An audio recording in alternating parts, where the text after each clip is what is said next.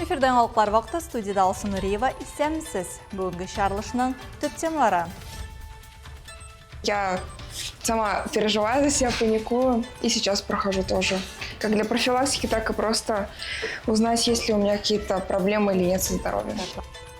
Вақытында өткен профилактика, сәлемәтлік негізі, әлмәтті диспансеризация программасы давам ете. Москит шелтерлерінің пластик біркітмелері оның бары рамкаларының ауырлығынан есепленген. 10 килограммлық бала даму москит шелтерлеріне басым ясаса, оның конструкциясы шундуық үзіле. Шолай бала, осқата қошы. Ғайып 9-шы ата-анада, ашық тәрәзе янында сақ болыңыз. Хотелось просто чего-то нового, там, получить какие-то знания и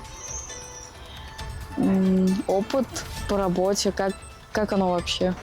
Хизмет сменасы, әлмәт ешлері, яңа хөнерләр үзләштірә.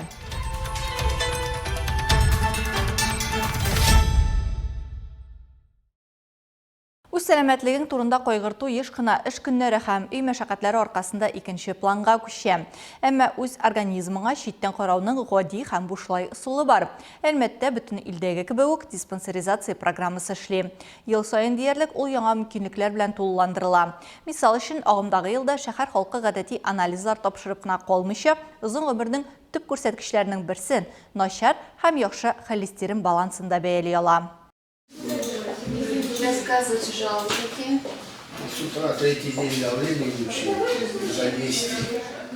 Анкета тутыру куркыныч факторлар буенча консультация, буй, авырлык, кан басымын үлчәү, кан анализлары. Диспансерлаштыру шуннан башлана. Василий экскаватор машинисты. Утырып эшләү аркасында аны аркасы һәм аяклары авырта. Гадәттә ел башында ук тикшерү узарга тырыша. Я, например, с вахты приезжаю, с 3-го, 4-го, вот, даже не жду, когда эти каникулы Новые дни проходят, чтоб не забыть, проходим. И все проходят, да. Диспансерлаштыру нәтиҗәләре буенча узган ел Татарстанлыларда 100 меңнән артык авыру һәм республикада яшәүче һәр 10нчы кешедә теге яки бу авыру үсеше куркынычлы булуы ачыкланган. Әлмәтнең 3нче номерлы шәһәр поликлиникасында 9 меңнән артык тикшерелгән кешенең 7сендә онкология барлыгы билгеле була. Пациент никадәр тикшеренү узуы беренче чиратта аның яшенә бәйле. 40 яшьтән соң диспансеризация вакытында уза торган процедуралар саны арта. Тикшеренүләргә шәклек яман шешенә скрининг, маммография һәм иратлар өчен онкоскрининг өстәлә.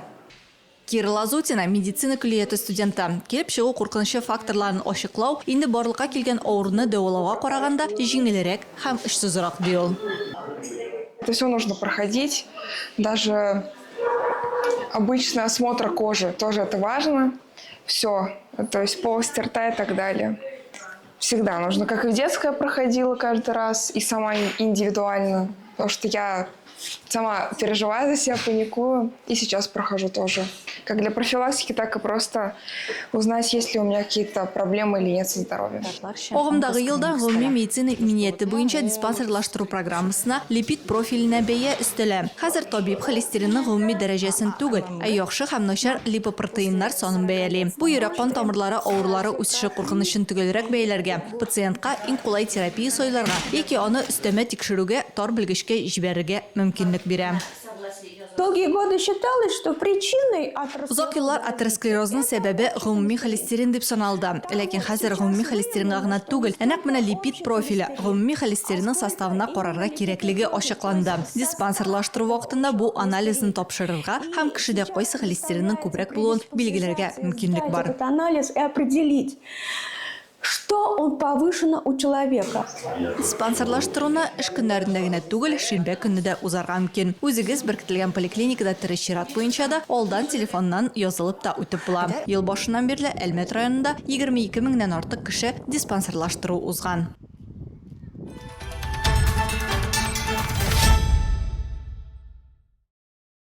Җылы һава торышы башлану белән Татарстанда балаларның тәрәзәдән егылу очраклары ешайган. Сезон башыннан республикада 4 фаҗига теркәлде. Анда төп факторлар ачык тәрәзә һәм москит шелтәренә ялган өмет. Ни өчен хәтта беренче каттан егылу үлемгә китерергә мөмкин һәм өйдәге тәрәзәләрне тозактан куркынычсыз зонага ничек әйләндерергә? Бу хакта тулырак Алса Әхмәтҗанов материалында. Татарстанда ел сайын дистелеген бала тәрізеден егылып түші. Еш қынаулар 1 яштан алып 5 яшқа қадарғы балалар. Бұл шырда қызықсыну қорқудан үстін шыға. Бала көзіндегі маскет шілтері ышанышы таяныш болып көріне. Ләкин шынлықта бұл қорқынышсызлық иллюзиясы гіне. Маскет шілтерлерінің пластик біркітмелері оның бар рамкаларының ауырлығынан есепленген. 10 килограммлық бала даму маскет шілтерлеріне басым ясаса, оның конструкциясы шундуық үзіле. Шолай бала осқа табашы. Табиплар мұнды егылып түшілердің нәтижелері қорқыныш болуы хақында кисеті. Бала есен қалса да тұрғызу юлы еллар дауамында созыла. Инвалидлік өмірлікке қалырға мүмкін. Бейікліктен егылғанда балаларының бош миына зиян келерге, ішкі органнары зарарланырға, умыртқа сүйегі сынарға мүмкін. Үйге бәле келмесін үшін табиплар ғади қағидаларны үтәрге кеңеш ите. Мы вообще на приемах рассказываем родителям о том, что ни в коем случае... Біз барлық қабыл итүләрдә дә ата-аналарга балаларны бүлмәләрдә айырыша тәрәзәләр ашык булган урыннарда караусыз калдырырга ярам дип сөйләп киләбез. Бала тәрәзәгә менмәсен өчен карават, тумбочкалар, шкафлар, урындыкларда мөмкин кадәр читкә алып куярга кирәк. Балалар үзләре тәрәзә аша алмас өчен без тәрәзәләргә чикләүләр, фиксаторлар куярга дибез. Или ручки с замком, чтобы дети сами не смогли открыть окна. 10-нчы кат Малышевлар гаиләсе өчен тәрәзәдән бу күренеш даими уяу булу өчен сәбәп. Алина Малышева 2 актив бала әнисе. Аларның куркынычсызлыгын беренче урынга куям. Әнинең тынычлыгы һәм балаларның исәнлеге тәрәзәләрдәге йозаклардан күпкә кыйммәтрәк дигән кеше. Что со старшим, что с младшим. На окна ставим не просто замки, которые закрываются на ключ. Улысы белән дә, кечесе белән дә тәрәзәгә ачкычка ябыла торган йозаклар гына түгел, тәрәзәнең үзенә турыдан-туры беркетелгән җайлама алып куйдык. Бу җайлама белән тәрәзә тулысынча ачылмый һәм бала мөстәкыйль ача алмый. Само окно, это все винчивается, вкручивается. Естественно, окно полноценно не открывается. Вот, и, естественно, ребенок уже не сможет самостоятельно открыть. Unutmagыз, маскет шилтерләре бөҗәкләрдән генә саклый, балаларны егылудан түгел. Балаларның куркынычсызлыгы ата-ана өстендәге җаваплылык. Иртәгә соң булмасын өчен бүген тәрәзәләрне йозакка бикләргә кирәк. Алсу Ахмаджанова, Алия Муратова, Яңалыклар вакыты, Луч, Әлмәт телекомпаниясе.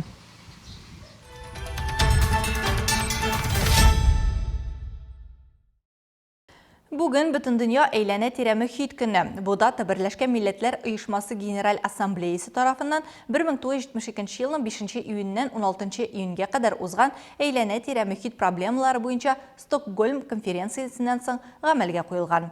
Көннең максаты экологик проблемаларга игътибарны җәлеп итү, урман кисү, океаннарның пычрануы, төрләрнең юкка чыгуы, климатның үзгәрүе һәм кешеләрне планетаны саклап калу өчен конкрет гамәлләргә этәрү. Россиядә 5 июнь шулай ук эколог көне. Табигатьне саклау белгечләренең, табигатьне саклау оешмалары хезмәткәрләренең, галимнәрнең һәм җәмәгать эшлеклеләренең һөнәри бәйрәме буларак та билгеләп үтелә. Ул рәсми рәвештә Россия Федерациясенең президентының 2007 елның 21 июлендәге указы белән гамәлгә куелган.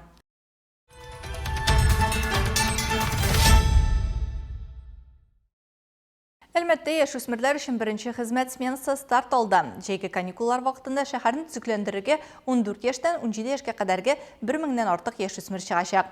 Алар өчен чәчәкләр һәм куаклар утырту, чүп-чар җыю, җәмәгать территорияләрен төзекләндерү, шулай ук мәдәни һәм ял итү чараларында катнашу планлаштырылган. Вакытларын файда белән үткәрергә теләүче яшүсмерләр белән без дә аралашып кайттык. Ребят, смотрите, сейчас вот это все заканчиваете когда, да? Все это, все, берете веник, все подметаете, все шишки, все, что вот эти вот, даже вот это зеленое, смотрите. Видите листочки? Их тоже надо все срывать, не оставляйте их, ладно? Шуп үләннәреннән утау, үсемлекләргә су сибү, бордюрны механик чистарту, үзәкнең эчендә җыештыру һәм шәһәр чараларында катнашу. Фабрика яшьләр үзәгендә яшүсмерләр өчен җиңел эшләр генә каралган. Бүген аларны әлеге участокка беркетелгән 10 яшүсмер башкара. Ну, я считаю, что такие работы нужны для школьников, потому что, во-первых, это ответственность за определенный вид работы и, ну, уж должность как-то. Ну, по душе, да, по душе мне, честно говоря, такая работа. Хотелось просто чего-то нового, там, получить какие-то знания и опыт по работе, как оно вообще. Тәртип һәм куркынычсызлык өчен бригадирлар җавап бирә. Эшкә керешер алдыннан алар һәр яшүсмергә инструкция уздыра. У нас уже опыт был, не первый год. Без яшьләрне беренче ел кабул итмибез. Безнең инде тәҗрибә бар. Бүген 10 яшүсмер беркетелгән безнең оешмага. Алар һәр сменада теләп кире кайталар безгә. Эш аларга ошый. Беренче чиратта, әлбәттә, эшләре өчен акча алу мөмкинлеге. Как раз одни и те же дети, им очень нравится. Нравится то именно, что заработать деньги можно. Бүгінге 5 ұйышма мәшғүллек үзәге белән килешү төзегән һәм яшүсмерләрне җәйге эшкә кабул итә. Эшнең төп юнәлешләре шәһәр территорияләрен төзекләндерү, яшелләндерү һәм оешманың башка эшләрен башкаруда ярдәм итү. Эш көне озынлыгы яшькә бәйле һәм 3 сәгатьтән 5 сәгатькә кадәр тәшкил итә. 14-летние дети работают, получают по 4 часа без обеда. 15-летние работают 3 часа с перерывом на обед на час, и потом еще 2 часа. Итого 5. Шәһәр автомобиль юллары идарәсендә 20 яшь үсмер эшли. Беренче яртысы Ленин урамында, икенчесе Сәламәтлек паркында хезмәт куя. Кирәк булганда алар шәһәрнең башка участокларына күчәчәк. Азалия Мансурова хезмәт сменасында беренче тапкыр катнаша. Бу беренче хезмәт тәҗрибәсен алу, үз акчаңны эшләү һәм туган шәһәр үсешенә өлеш кертү өчен менә дигән мөмкинлек дип уртаклаша. Мне важно, что наш город был чистым. Хочу заботиться о чистоте и так далее, и познакомиться с новыми людьми. Вот уже с компанией подружилась. Программаны финанслау кадрлар милли проекты кысаларында гамәлгә ашырыла.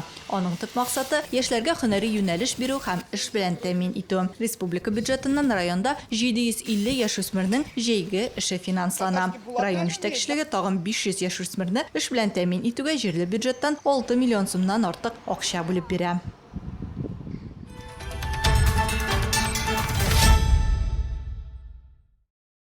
Әлмәттә 6-нчы халыкара притяжение музыки фестивале тамам. Бер ай дәвамында калабызда дөнья күләм билгеле төркемнәр катнашында кабатланмас концертлар узды. Бу сәнгать сөюче тамашачылар өчен. Моннан тыш музыкантлар һәм укытучылар өчен файдалы остаханәләрдә оештырылды.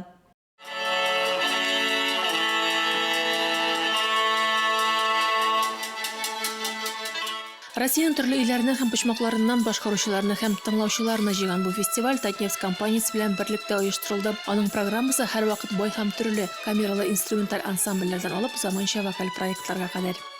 Мы старались сделать эти мероприятия в пятницу, то есть перед выходными.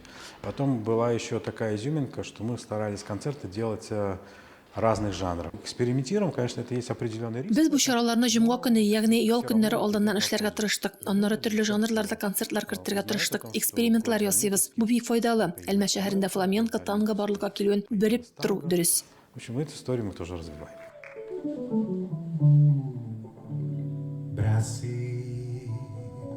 Притяжение музыки 6-нчы халыкара фестивален 2 майда Нота яшьләр симфоник оркестры ачып җибәрде. Әлмәтлеләр беренче аккордларыннан ук югары планка куйдылар. Истәлекле 5 номердан торган якты сюиты тәкъдим иттеләр. Яшьләр симфоник оркестры составында Әлмәт, Ознакай, Түбән Кама, Йорчаллы, Лениногорск музыка һәм сәнгать мәктәпләре укучылары, Түбән Кама һәм Әлмәт музыка көллиятләре студентлары, иллюстраторлар чыгыш ясый. Аннары сәхнәгә 2012 елда оештырылган Татарстан Республикасы яшьләр симфоник оркестры чыкты. Хәзер оркестрда Казан һәм Яшел Үзәннең 15 музыка мәктәбеннән 100-гә якын укучы. Шулай ук ул 2 коллектив берләштирелгән составта да чыгыш ясады.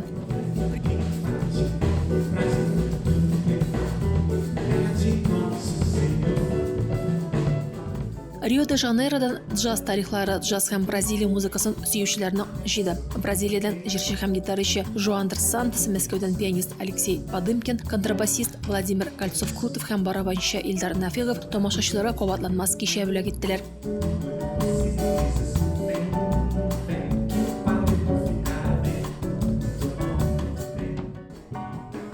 Фестивальнең остаханәләр өлеше аеруча файдалы ди оештыручылар. Быел скрипкада һәм саксофонда уйнау буенча танылган педагог һәм музыкант Гнесина исемендәге Россия музыка академиясе вәкилләре Леонид Друц һәм Наталья Корыстинаның дәресләре узды. Аларда теләгән һәркем катнаша алды. Тыңлаучылар өчен керү ирекле.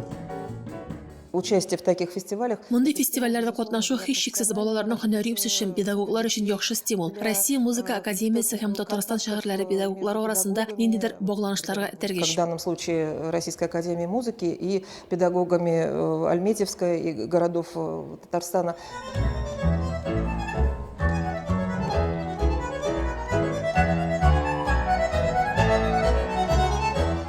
Соло танго оркестры колабызда инде 2нче тапкыр булып китте. Быелгы программа Буэнос-Айрестың төнге утлары дип аталды. Коллектив составында халыкара һәм бөтен дөнья белгечләре лауреатлары Александр Рязанов, Павел Аратынский, Марат Мансырев, Илья Алпеев.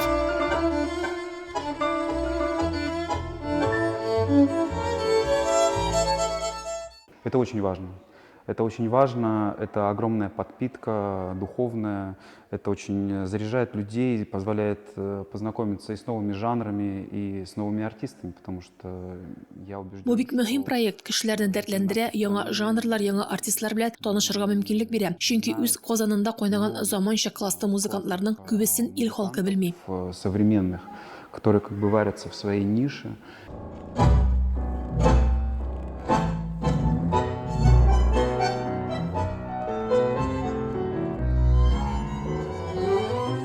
Коллектив белән Аргентина тангысы буенча чемпионатларда күп тапкырлар җиңгән Максим Ахмеджанов һәм Разан Мерие чыгыш ясады. Сәхнәдә генә түгел, тормышта да пар булган чемпионнар үзләренең эмоциональ башкару стиле һәм техник төгәллеге белән билгеле. Мы любим наше дело, мы его... Без үз эшебезне яратабыз, аны массаларга алып барачакбыз. Һәм без үзебезнең тангоны Мәскәү, Аргентина, Сирия тангосын күрсәтүебезгә бик шатбыз. Аргентина, Сирия, московская танго, вот, безусловно, очень сильно важны. Күп әлмәтлеләр һәм калабыз кунаклары өчен бу фестиваль читкә китмәгәнә халыкара дәрәҗәдә башкарылу осталыгын күрү мөмкинлеге булды. Рәдиф Янагыманова, Олег Павлов, яңалыклар вакыты, Луч Әлмәт телекомпаниясе.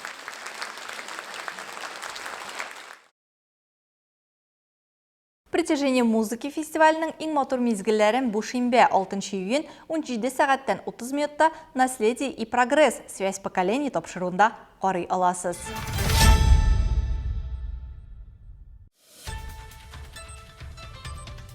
Хөрмәтле тамашачыларыбыз, яңалыклар чыгарылышының туры трансляциясын сез ВКонтакте социаль шелтәренә кереп, Луч Әлмәт төркемендә сәгать кичке 7-дә карый аласыз.